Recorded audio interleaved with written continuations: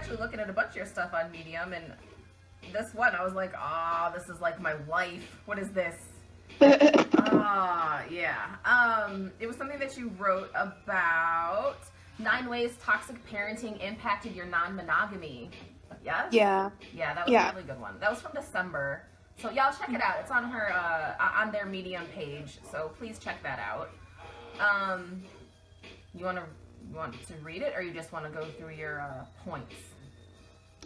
Sure. I mean, if you want to go through the points, I can also explain kind of how I came to those conclusions, because as you can probably understand, it took a lot of like unpacking and like going, okay, wow, this is a thing for me to actually figure it out. Yeah. And I'm sorry if I keep looking confused, because I see your face in 2 spots and I don't know which one to look at. That's okay. Okay. So a couple things in here that really, that first one actually just stuck out to me huge, was using non-monogamy to prove your worth.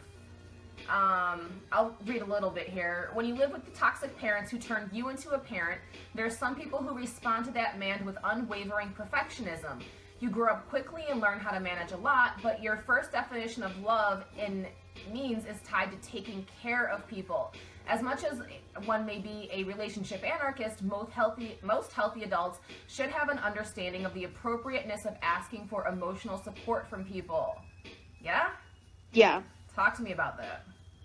So, I mean, this is something that I feel like I've been a little bit saved from just by virtue of being on the asexual spectrum, but I've seen a lot of people who just basically, like, in their approach to non-monogamy, they just take on as many partners as possible because they want to help as many people as possible, and a lot of their partnerships are really draining and really difficult. And it's not like there's anything wrong with them or with the people that they're with, because they're all really great people, but they find people who are in such turmoil in their lives, or who are going through a lot, who require a lot of support, and they're like emotionally supporting like 5 different people, and nobody's really supporting them, and they're not like used to asking for that from other people. They're just so used to people taking that, and they're also so used to taking care of people as a sign of love that they just end up doing it to the nth degree. And also it does sort of,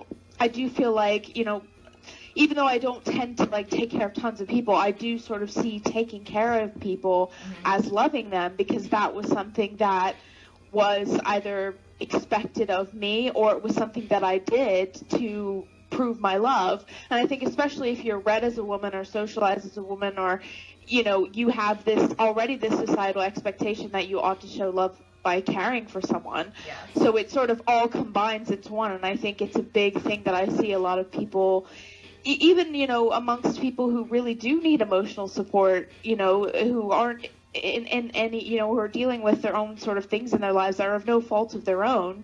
You know, you might have like one partner who's like, you know, trans, who's going through like trying to transition and not really sure of how, you know, all their family's going to take it, and they're dealing with harassment and violence, and that's one thing. And then you're dealing with somebody else who has abusive parents, and then you're dealing with like, and so it's not even that there's anything wrong with anybody like inherently, or that anyone's trying to take advantage of anybody. It's just literally that you seek out these situations where you are trying to take care of someone and trying to fix someone, because you're so used to that growing up that it's just, you do it without even thinking, and then you're left with, you know, as I think I said, like butter scraped over too much bread. You're just too stretched, and you can't.